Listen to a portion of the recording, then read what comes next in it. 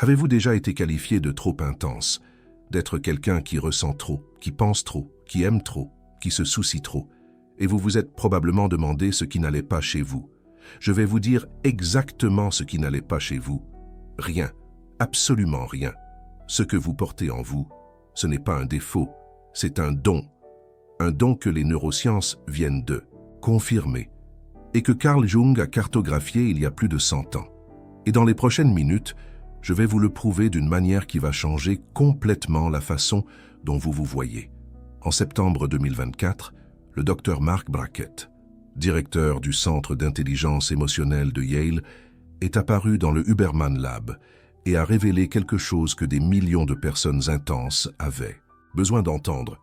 Il a dit que l'intensité émotionnelle n'est pas un problème à résoudre, c'est une capacité à comprendre. Brackett a développé un outil appelé le Mood Meter, qui montre comment les personnes intenses fonctionnent dans des cadrans auxquels la plupart des gens n'ont même pas accès. Au niveau d'énergie, haute intensité de sensations, que ce soit du plaisir ou de l'inconfort, la personne intense ressent tout, amplifié. Mais voici ce que Brackett n'a pas dit dans cet épisode, et ce que je vais révéler maintenant. Jung le savait déjà, pas en 2024, en 1921. Dans son livre « Type psychologique », Jung a décrit un type spécifique de personne qu'il a appelé l'introverti intuitif. Ce type, selon Jung, est voué à être mal compris, parce qu'il perçoit le monde d'une manière que la plupart des gens ne peuvent même pas imaginer. Du calme, parce que ce qui arrive maintenant est encore plus perturbant. Les neurosciences ont découvert qu'il existe une structure dans le cerveau appelée l'insula. L'insula est responsable de l'interoception, la capacité de sentir son propre corps, sentir les battements de son cœur, sentir le nœud dans son estomac, sentir quand quelque chose ne va pas avant même de savoir ce que c'est. Des études de neuroimagerie publiées en 2024 montrent que les personnes hautement sensibles ont l'insula significativement plus active que la moyenne. Pas un peu plus active, significativement plus active. Cela signifie que, quand vous entrez dans une pièce et que vous sentez la tension avant même que quelqu'un ne parle, ce n'est pas de la paranoïa, c'est de la neurologie. Quand vous regardez quelqu'un et que vous savez que quelque chose ne va pas, même si la personne sourit, ce n'est pas de l'intuition mystique. C'est votre insula hyperactive qui traite des milliers de signaux que le cerveau commun ignore. Mais il y a plus, l'amygdale, la partie du cerveau responsable du traitement émotionnel et de la réponse de lutte ou de fuite. Chez les personnes intenses, l'amygdale fonctionne également différemment. Elle est plus réactive, plus rapide, plus sensible. Ce qui signifie que vous n'exagérez pas quand vous dites que quelque chose vous a affecté profondément.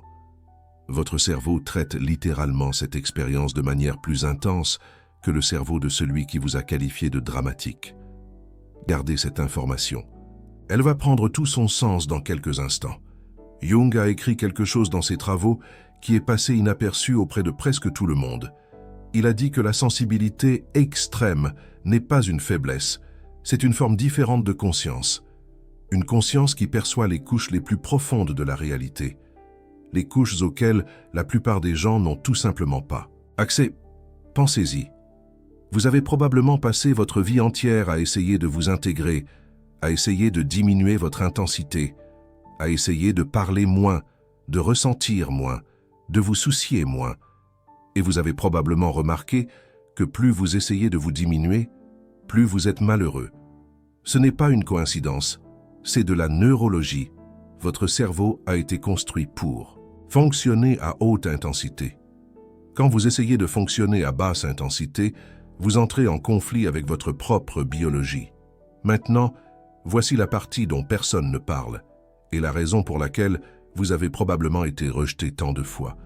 Quand une personne intense entre dans un environnement, quelque chose se passe dans le cerveau des personnes autour, la présence intense active l'amygdale des autres, pas parce que vous faites quelque chose de mal, mais parce que votre fréquence énergétique est différente, plus haute, plus dense, et le cerveau humain est programmé pour réagir aux différences. Des études de neuroimagerie publiées en 2024 dans le Journal of Neuroscience montrent que le cerveau humain traite les personnes différentes avec une plus grande activation de l'amygdale. Cela signifie que quand quelqu'un vous trouve trop intense, ce n'est pas nécessairement parce que vous faites quelque chose de mal. C'est parce que le cerveau de cette personne enregistre votre différence. Et la différence, pour le cerveau primitif, peut apparaître comme une menace. Jung a appelé cela la projection de l'ombre. Quand quelqu'un rejette votre intensité, souvent, cette personne rejette quelque chose qui existe à l'intérieur d'elle-même, quelque chose qu'elle a réprimé, quelque chose qu'elle n'a pas le courage d'accéder. Vous, avec votre présence intense, activez involontairement l'ombre réprimée des autres, et au lieu de confronter leur propre ombre, il est plus facile de vous étiqueter de trop intense. Vous vous souvenez quand je vous ai dit de garder l'information sur l'amygdale. Voici le lien. La recherche montre que les personnes intenses ont une connectivité neuronale différente.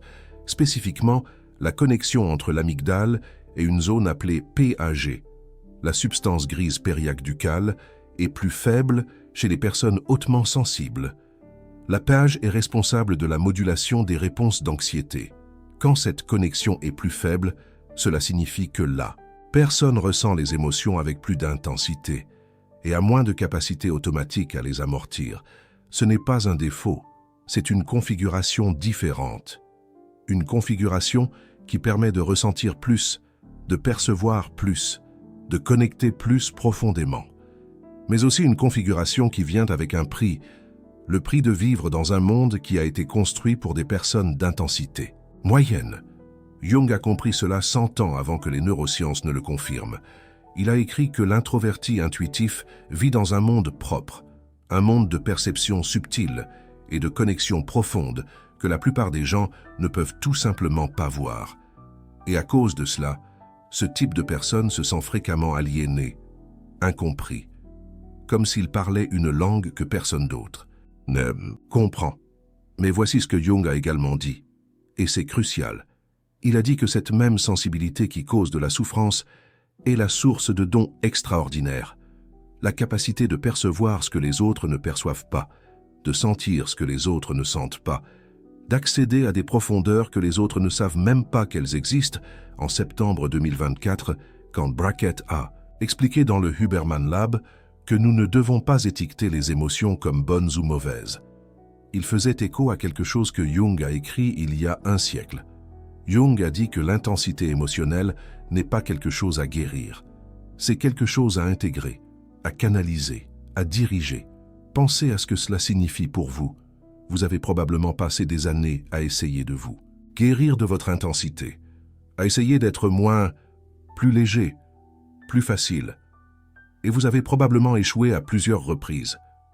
Pas parce que vous êtes faible, mais parce que vous essayez de guérir quelque chose qui n'est pas une maladie. Vous essayez de réparer quelque chose qui n'est pas cassé. Les neurosciences confirment. Une étude de 2025, publiée dans le Journal of Psychology and Human Behavior, a montré que les personnes hautement sensibles qui développent une régulation émotionnelle ne perdent pas leur intensité.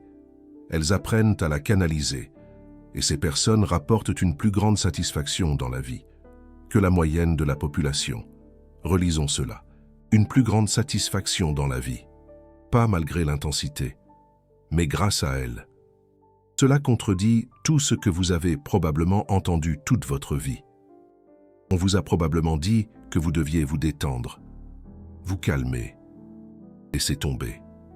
Et vous avez probablement essayé. Et ça n'a probablement pas fonctionné. Parce que vous n'avez pas été construit pour laisser tomber. Vous avez été construit pour ressentir profondément, traiter intensément et transformer ces expériences en quelque chose de significatif. Carl Jung appelait ce processus l'individuation. Le chemin pour devenir qui vous êtes vraiment. Et pour les personnes intenses. L'individuation ne signifie pas devenir moins intense. Cela signifie devenir conscient de l'intensité, maître de cette intensité, capable de l'utiliser comme un outil, au lieu d'en être l'esclave. Maintenant, voici la partie pratique.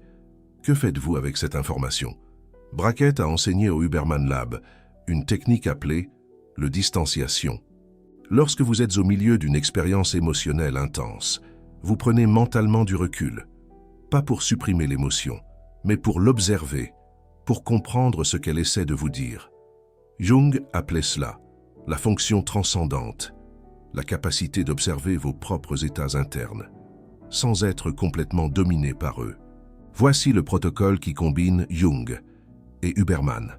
Premièrement, lorsque vous sentez l'intensité monter, n'essayez pas de l'arrêter. Observez. Demandez-vous où dans le corps vous ressentez cela. Cela active l'insula de manière consciente. Au lieu d'être dominé par la sensation, vous en devenez l'observateur. Deuxièmement, identifiez ce que Jung appellerait un complexe activé. Demandez-vous quand avez-vous ressenti quelque chose de similaire pour la première fois. Souvent, l'intensité présente est connectée à une expérience du passé. Identifier cette connexion diminue déjà une partie de la charge. Troisièmement, utilisez ce que Huberman appelle le soupir physiologique.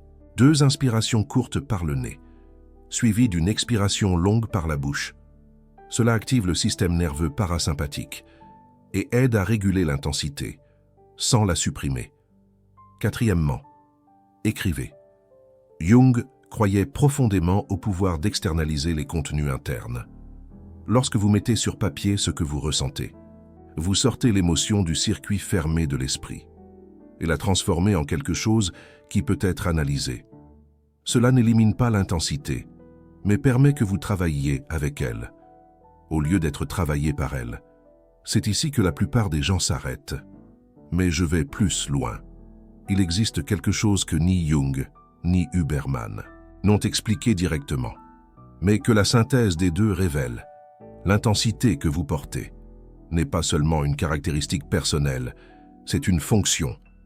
Vous avez été construit pour percevoir ce que les autres ne perçoivent pas, pour ressentir ce que les autres ne ressentent pas, pour capter les nuances, les subtilités, les couches les plus profondes de l'expérience humaine. Cela signifie que vous avez une responsabilité, non pas de vous diminuer pour entrer dans le monde, mais de trouver les espaces où votre intensité est nécessaire, les relations où elle est valorisée, les emplois où elle est utile, les missions où elle est essentielle. Pensez aux plus grands artistes de l'histoire, aux plus grands penseurs, aux plus grands innovateurs. Presque tous étaient considérés comme trop intenses pour leur époque. Presque tous ont été mal compris. Presque tous ont souffert à cause de leur sensibilité. Et presque tous ont canalisé cette même sensibilité dans des œuvres qui ont transformé le monde. Jung a souffert. Freud l'a traité de mystique et l'a rejeté.